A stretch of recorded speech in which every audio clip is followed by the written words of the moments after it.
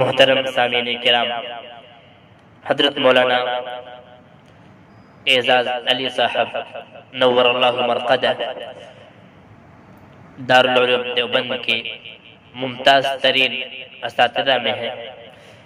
آپ رحمت اللہ علیہ نے ایک کتاب لکھی ہے جس کا نام ہے نفحۃ العرب، جو درس نظامی کے نصاب اور سلیبس میں شامل ہے۔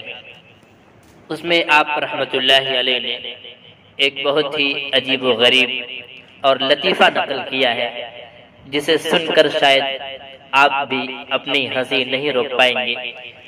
آپ رحمت اللہ علیہ نے جو قصہ اور لطیفہ نقل کیا ہے اسی کو میں آج آپ حضرات کو سنانا چاہتا ہوں۔ تاشتکین کی عمر 90 سال سے آگے بڑھ چکی تھی، یعنی تاشتکین 90 سال سے بھی زیادہ عمر کا ہو چکا تھا۔ پھر بھی اس نے دجلہ ندی کے کنارے 300 سال تک کی مدت کے لیے ایک زمین کرائے پر لیا تاکہ اس میں گھر تعمیر کرے، اور بغداد میں ایک محدث شخص تھے جو لوگوں کے سامنے حدیث بیان کرتے تھے، ان کا نام فتیحہ تھا۔ تو فتیحہ محدث رحمت اللہ علیہ نے اپنے رفقا سے پوچھا کہ اے میرے رفقا، اپنے رفقا سے فرمایا کہ اے میرے رفقا تمہیں مبارک ہو، ملک الموت تو مر گیا۔ ملک الموت یہ حضرت اسرائیل علیہ السلام کا لقب ہے، جو انسانوں کی روح نکالنے پر اللہ تعالیٰ کی طرف سے متعین ہے۔ تو انہوں نے کہا، ان کے رفقا نے کہا، بھلا ایسا کیسے ہو سکتا ہے؟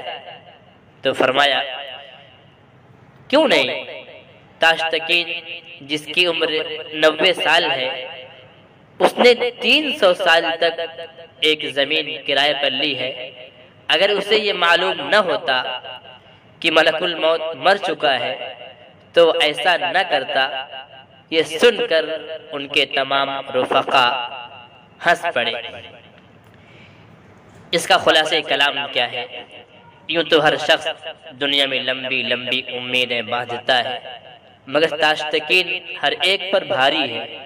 اس نے 90 سال کی عمر میں 300 سال تک کے لیے ایک زمین گھر بنانے کی خاطر کرائے پر لی، یعنی اتنی لمبی امید باندھی جیسے وہ اب بھی 300 سال تک زندہ رہے گا۔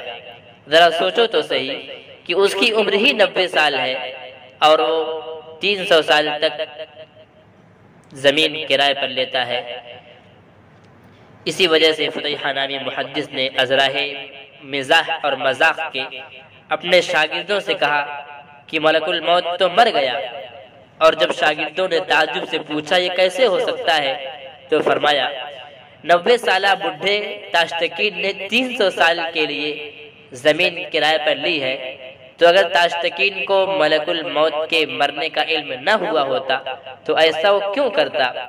یہ سن کر ان کے تمام ساتھی ہنسنے لگے۔